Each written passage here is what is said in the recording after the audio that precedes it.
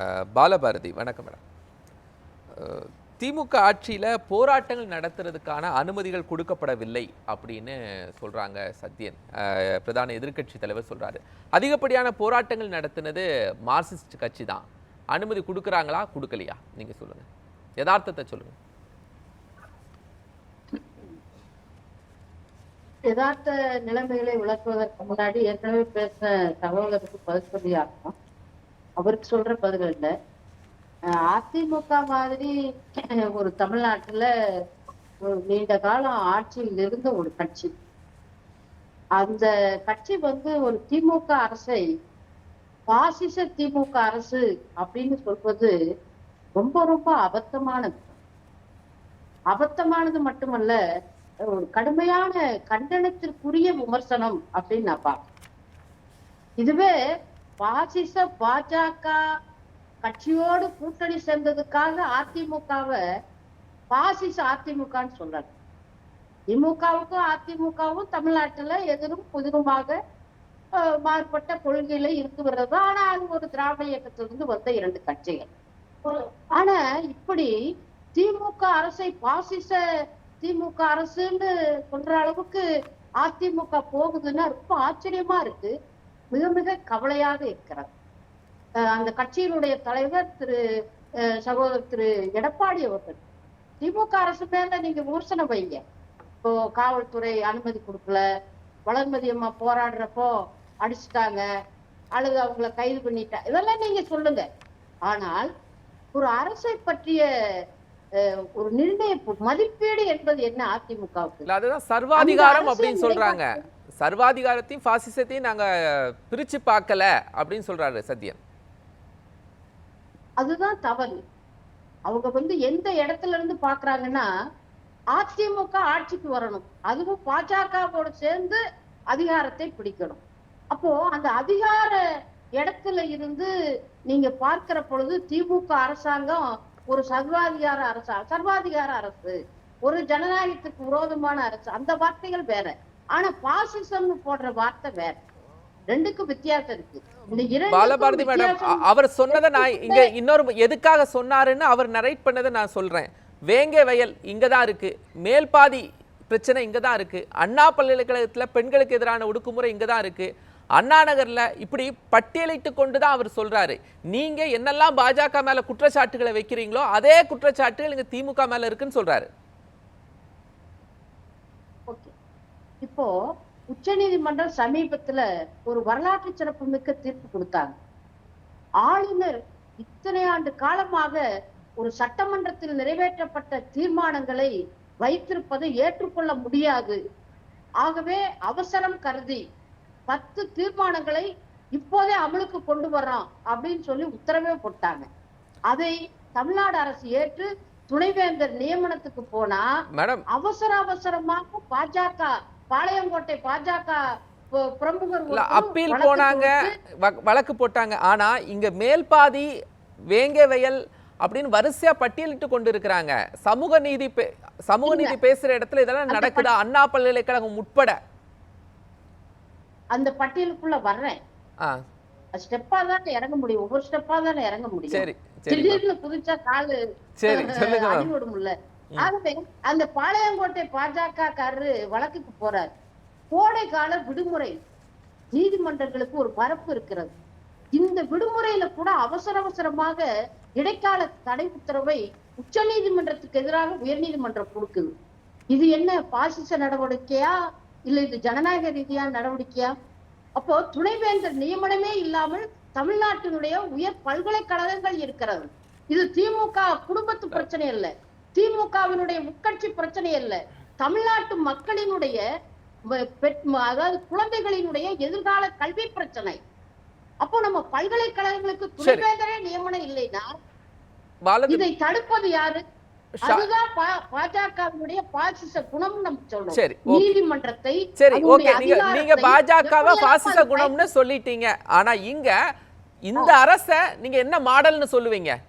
இப்ப நடக்கக்கூடிய நான் சம்பவங்களை பட்டியலிட்டேன் இல்லையா, வேங்க வயல்ல இருந்து அண்ணா பல்கலைக்கழகம் வரைக்கும். இதற்கு நீங்க இந்த அரசை எந்த மாடல்னு பட்டியலிடுவீங்க? வந்துடுறேன். இப்போ இதை பற்றி அதிமுக வாயே திறக்கலைங்க, ஆயே திறக்கல. வங்கி கடன், ரிசர்வ் வங்கி கடன், விவசாயிகள், நடுத்தர மக்கள் எல்லாத்தையும் பாதிக்குது.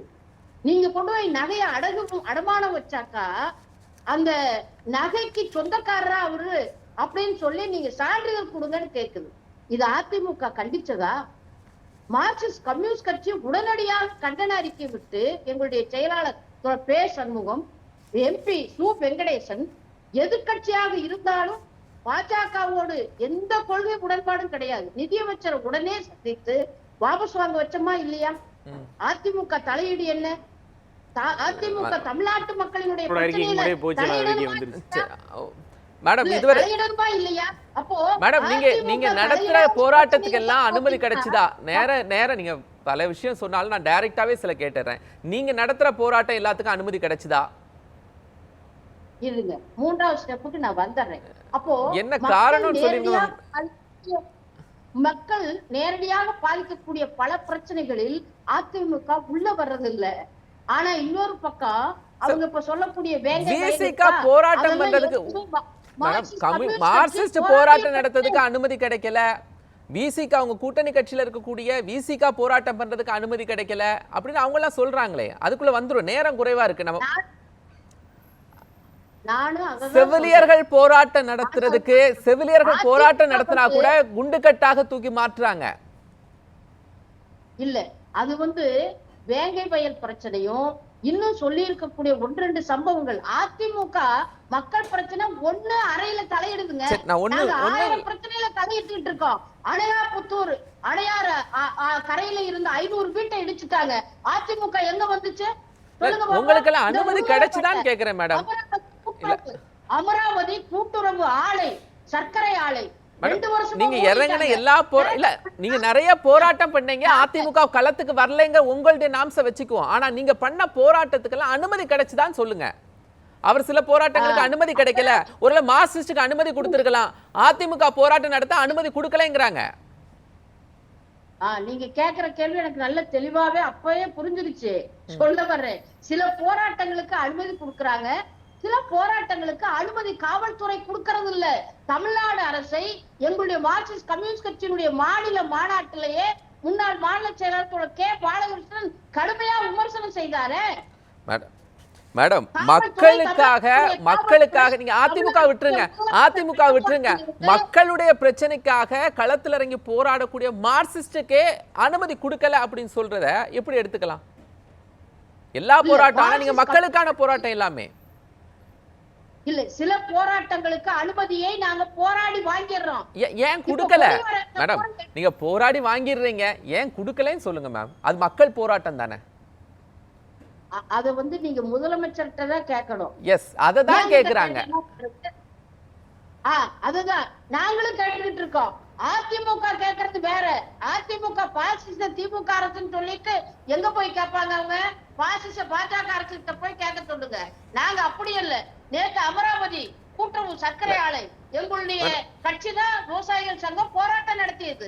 அனுமதி கொடுத்தாங்க. நாங்க தமிழ்நாடு அரசு கிருஷ்ணகிரியினர் பட்டா கேட்டு நாங்க மார்க்சிஸ்ட் போராட்டம் நடத்தி இருக்கிறோம். மேடம், ஒரு பக்கம் சமூக நீதி அரசுன்னு நீங்க சொல்றீங்க, இன்னொரு பக்கம் போராட்டம் நடத்துறீங்க. சமூக நீதி அரசுனா நீங்க ஏன் போராட்டம் நடத்தணும்? அப்புறம் என்ன அதிமுக ஆட்சியில மட்டும் பூரா ஜனநாயகமா இல்ல இல்ல நீங்க மேடம், இது சமூக நீதி ஆட்சியில ஏன் போராட்டம் நடத்தணும்? அதிமுக ஆட்சி நீங்க விமர்சனம் செய்றீங்க, அது சமூக நீதி இல்லை அப்படிங்கிற கோட்பாடு நீங்க வைக்கிறீங்க. ஆமா, அதிமுக ஆட்சியில அதே 8 வழிச்சாலைக்கு போராடிய இதே மாநில செயலாளர் பே சண்முகம் அவர்கள் கைது செய்யப்பட்டு சிறைச்சாலையில் இருந்து 15 நாள் கழித்துதான் வெளியில வந்தாரு.